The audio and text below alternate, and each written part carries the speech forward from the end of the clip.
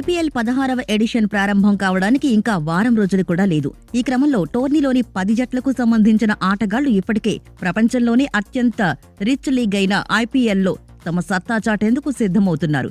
IPL 16వ ఎడిషన్లో అత్యంత ఖరీదైన ఆటగాడు England star allrounder Sam Curran.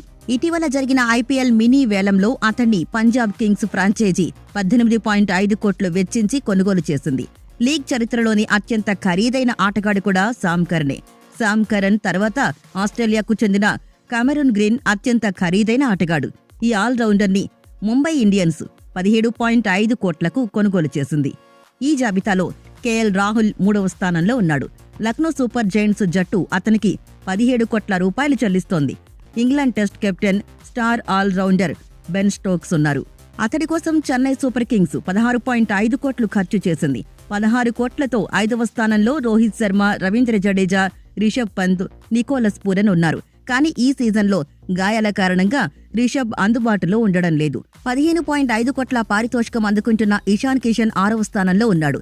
Ishan Mumbai Indians ఆటగాడు. రాయల్ ఛాలెంజర్స్ బెంగళూరు జట్టు ఆటగాడైన కింగ్ కోహ్లీ 15 కోట్లు అందుకుంటున్నాడు. కోహ్లీ తర్వాతి స్థానంలో చెన్నై సూపర్ కింగ్స్ తరపున ఆడే ఎంఎస్ ధోని 12 కోట్లు తీసుకుంటున్నాడు.